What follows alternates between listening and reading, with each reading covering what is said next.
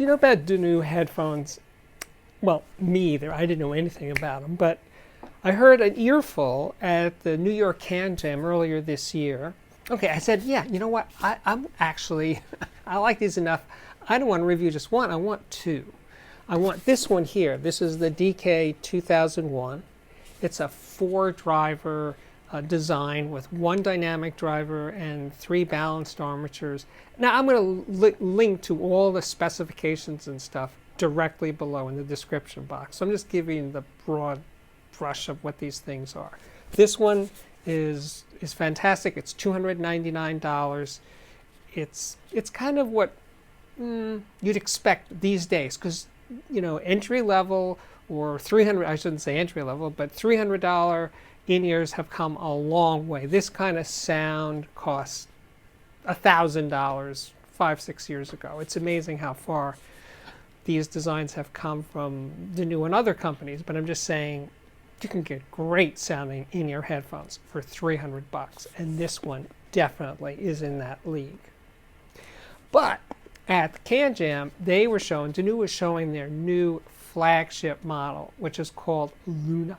It may be an in-ear headphone, but it comes in a very large box. Box filled with stuff, you know, carrying cases and lots of ear tips, etc., etc.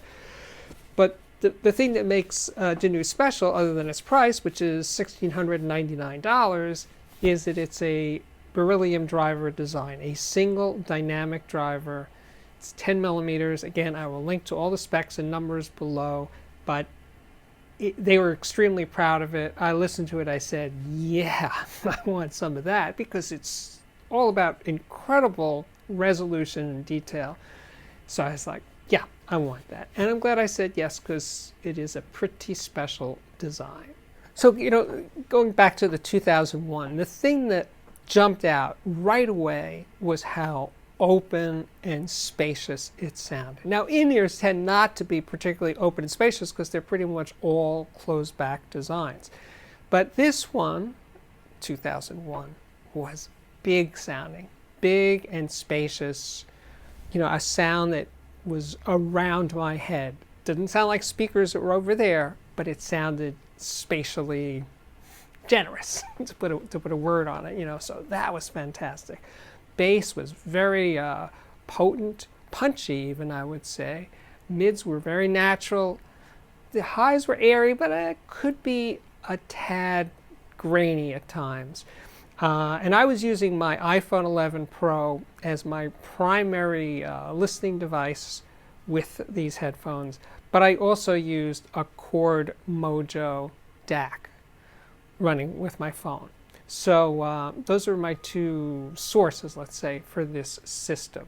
Over the course of these reviews, I was finding a lot of new music on Untitled that I was truly excited about. And Caroline Echt, I think I'm pronouncing her name correctly, her album Waves, that jumped out because she has an incredibly pure, crystalline vocal kind of sound, and yet she's singing over these incredibly funky, interesting bass synth things that were just the contrast of her vocals, so human, so gorgeous, and these really nicely done electronica, let's say, beds for her vocals.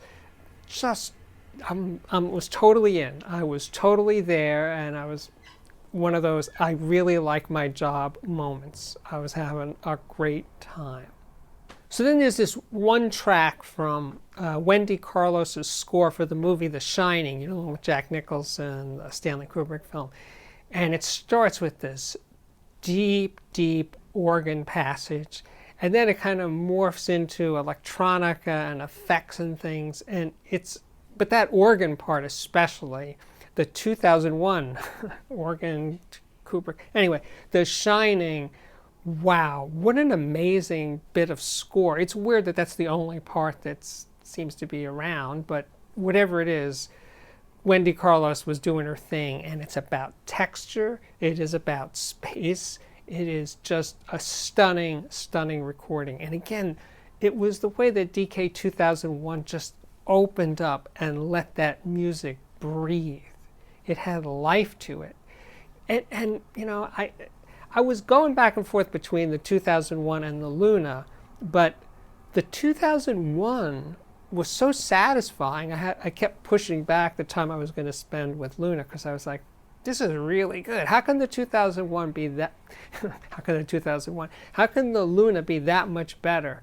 The 2001 for $299 in terms of its. Oh, and I got to mention its cable. The braided cable was the supple and just. I wish all cables were as nicely done as that cable because it didn't get in the way. A lot of cables I've always, you know, messing with them and stuff, and this one just draped. It draped over my body like a limp noodle, and it just didn't call attention to itself. And that's what all headphone cables should aspire to.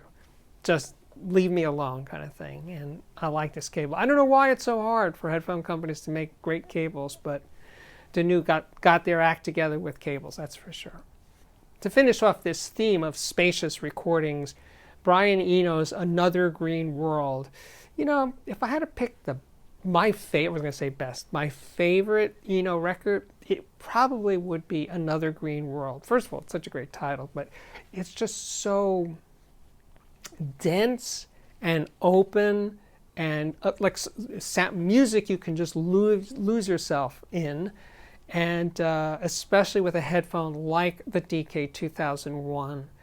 2001, just summing up, big spacious sound, great punchy bass, really nice mids, airy highs that can seem a bit, a little grit there, a little bit of edge, a little bit of roughness in the highs, but most of the time I wasn't thinking about that. Most of the time I was just happy listening to the 2001s. So the Luna. Well, the Luna is in another league, as it should be, for that difference in price. It's $1,699.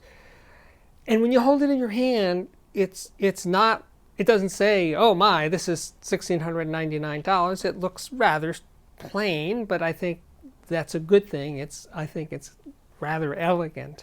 The housing, the earpiece is titanium. The build quality is excellent. The cable, by the way, is also really, really nice. And the end of the cable, the male end of the cable, has interchangeable tips. 3.5 millimeter, 4.4, 2.5. Anyway, so rather than having different cables for different balance connections and single-ended connections, you just change the connector, which is a pretty cool way of doing it. And the packaging is really, really special. But it is about the sound. That's why you drop $1,699 on an in-ear headphone. And what this headphone does is it is about resolution and clarity and detail, and you just hear into recordings that much cleaner. It's just, there's more to hear with the Luna. That's what you get. So I was listening to the new Fish record, and I'm not a Fish guy particularly, but I was just surprised how funky it was. It's just got grooves. It's fun. It just pulled me in, and I would say it's a recording that depends on bass for that bottom end punch, and the Luna was a little light in the bottom for me. I just felt it was actually pretty neutral, but I wanted a little more oomph down there than I was getting, but there was so much going on above it. You know, the upper bass and mid-range are on the warm side, and the treble is definitely pronounced. Now, if you don't want that, then maybe you should stop right now, because this headphone has a lot of treble detail and air, a huge amount. So again, this is always going to be, with all products, regardless of price, a matter of what you're looking for and taste. I'm going to tell you what I heard, and I'm going to try to put it into some context, but it's not a universal headphone. And if you listen to a lot of heavily processed, meaning overly compressed and EQ'd music, it will be too bright and too harsh and fatiguing to listen to. You listen to great recordings, and you just hear them open up, and that's that's what it's here for. It's here to make great recording sound as good as they can. So the Beryllium, by the way, the big deal about Beryllium, and there's also this other company, Final, a Japanese headphone company, and they had the same Can Jam show, had a single driver Beryllium design called the A8000, which I did compare the Luna to, and I will talk about that later in this review. But Beryllium's big deal is it has an incredibly high stiffness to weight ratio, so there's less breakup basically. Beryllium is one of those materials it's tough to work with, so it's not, you don't find it in too many low-end or even mid-price products. So one of the recordings I used, because it sounds so good, but the music is great, is this Takeuchi Inamoto. This is the dialogue. It's from the 70s. It's hard to find the CD, but you can stream it on Tidal. Well, he's a percussionist, a drummer and percussionist, and the transient, the life, the small to large scale, these small to large scale dynamics were vivid, beyond vivid. They were sounding like, I wanted to take them off, it sounded so real. It's like, wow, there's somebody over there really playing, because I was listening with my eyes closed. But the point is, the Luna nails that kind of energy, that spark. Those steep transients are come alive over this headphone. And I was listening to a track, it's all about duets, and I was listening to a track with acoustic guitar, and the contrast of those steep transients coming off the little metallic percussion bells and things were great. And then there's the acoustic guitar, which was sweet and natural and round, and the transient of the guitar strings was exactly correct. And that led to this next percussion record, Kalo Yelly, is that how you say it? Anyway, this was, bigger sounds, bigger drums, bigger, dynamics, and the Luna was doing pretty well on that regard. Again, because the Luna's bottom end is a little lacking, to be blunt about it, right? I wanted more oomph from the bottom, and I wasn't getting it. But that was kind of balanced out by the warmish upper bass and lower mids. So as with everything, it is a matter of balance. To put the Luna sound in some sort of context, I brought out my Shure 846 in-ears. Very, very different sounding headphone. Much warmer, much fuller, much bassier sounding headphone. Luna sounds lightweight by comparison, but the Luna also just destroys the 846 in terms of speed and transparency and openness. So you give something, you get something, but they're both good, but they're very, very different sounding headphones. So then I brought out the Ultimate Ears UE, however you want to do it, Capital Remastered in-ear monitors. These are custom molded to my ears, so it's a different thing in that sense, but are about $1,000 nowadays. And that headphone, which is really designed for pros, for engineers, for monitor engineers and mastering engineers, it is more neutral. So it doesn't have quite the speed of the Luna on top and that transient snap, but it's still pretty damn good. And it doesn't have the fullness of the 846's power, let's say response, but the Capital is kind of in the middle. If I had to pick one at this point, I would say, yeah, that would be the one. But wait, there's more. I'm not done doing these comparisons. Next up, the Audeze LCD i4 in-ear headphone. And while it's called an in-ear headphone, it's more like an on-ear headphone that goes in your ear. And it's open-backed, meaning you hear the world around you. With the Luna, you don't. The Luna is closed and it seals you from the outside world to some degree, so it hushes noise, and the LCD i4 lets all that noise around you in. So if you're on a plane or a train or something, it's not ideal for hushing out the crazy world around you.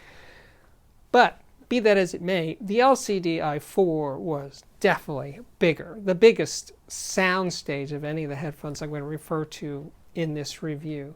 It's also really fast sounding, at least as fast as the Luna. The bass is definitely deeper and more impactful. It has a lot going for it, except that at list price, it's more expensive. It's $2,500, although I see it going for less in a lot of places. And a lot of people don't find the LCD i4 all that comfortable. Yeah, I'm sort of medium on its comfort, but the Luna is definitely a more comfortable headphone and definitely has the advantage of being able to be used when you're outside or traveling and stuff, which the i4 is not so well adapted to. So different. I'm just presenting you with options here in terms of very high-end in-ear models. Is there a clear winner? Well, you know, maybe. Because the last comparison was with the new final A8000, which is the other full-range dynamic Beryllium driver in-ear headphone. And that one definitely has the same sort of incredible transient speed of the Luna, but it also has more bottom-end grunt and slam. So in many ways, it's the best of all worlds. It's also more expensive than Luna. It's about $2,000. I forgot to check, but I'm pretty sure that's the price. So greatness doesn't come cheap, unfortunately.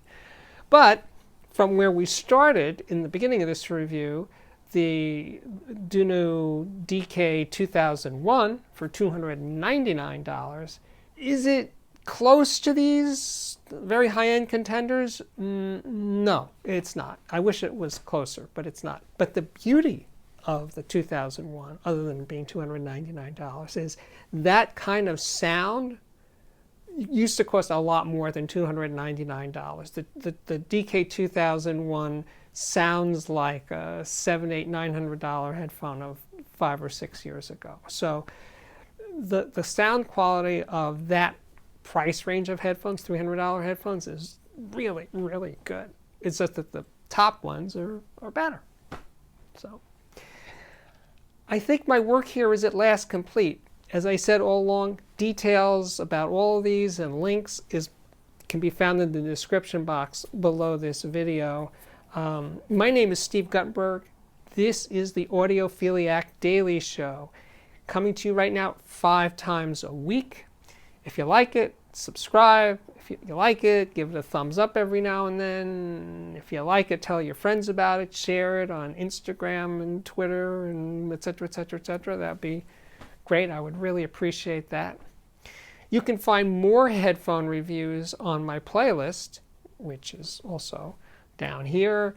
But there's also speaker reviews and music reviews and electronics reviews, interviews, tons and tons and tons of stuff to keep you busy in these quarantine times, sadly.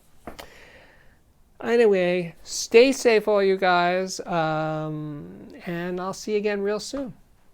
Bye-bye.